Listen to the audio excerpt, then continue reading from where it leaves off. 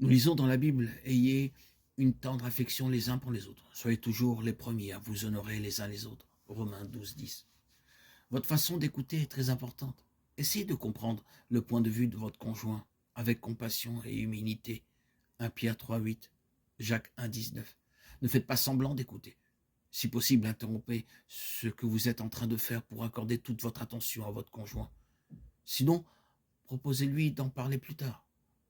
Si vous le considérez comme votre coéquipier et non comme votre adversaire, vous vous vexerez moins facilement. Ecclésiaste 7, 9. Écoutez avec l'esprit ouvert, même si ce que vous entendez vous contrarie. Discernez le message derrière les mots. Soyez attentif au langage du corps et au ton de la voix de votre conjoint. Par toutes sortes de labeurs, il y a un avantage, mais la simple parole des lèvres ne mène qu'à l'indigence. Proverbe 14, 23. Il ne suffit pas de se mettre d'accord sur une solution. Vous devez appliquer la décision que vous avez prise à deux. Voilà qui demande parfois beaucoup d'énergie, mais cela en vaut la peine. Proverbe 10, 4. Si vous unissez vos efforts, vous aurez une bonne récompense pour votre dur travail. Ecclésiaste 4, 9. Décidez ensemble de ce que chacun de vous doit faire pour résoudre le problème. Et faites-le point régulièrement. Votre conjoint et vous, par vos efforts communs, vous assurerez ainsi un mariage solide et heureux, plutôt que fragile et malheureux. Proverbe 24, 3. C'est en vous attaquant aux problèmes ensemble que votre union sera encore plus forte. Tournez-vous vers l'avenir et ne déterrez pas les problèmes passés. Proverbe 17, 9. En coopérant avec votre conjoint et en appliquant les principes de la Bible, vous pourrez venir à bout de n'importe quelle difficulté.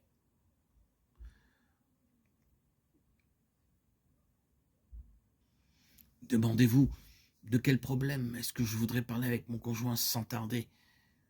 Ne laissez pas dormir le souci, la difficulté. Que puis-je faire pour comprendre son point de vue sur ce problème et pouvoir lui répondre? Prenez du temps à deux.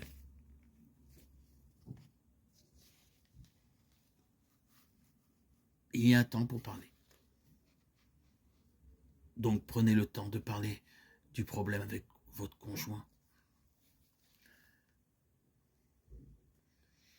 Il y a bien sûr des différences dans votre compréhension, dans votre ressenti, dans votre façon de concevoir la vie. Et tout cela est dû à votre éducation et à votre vécu. Il ne faut pas se voiler la face. Et en parlant à votre conjoint, vous pouvez résoudre tous les problèmes.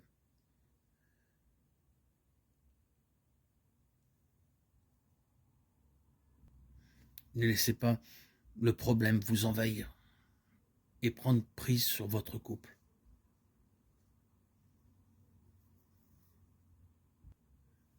Demandez à Dieu, à l'Esprit Saint, de vous aider à triompher de ce problème.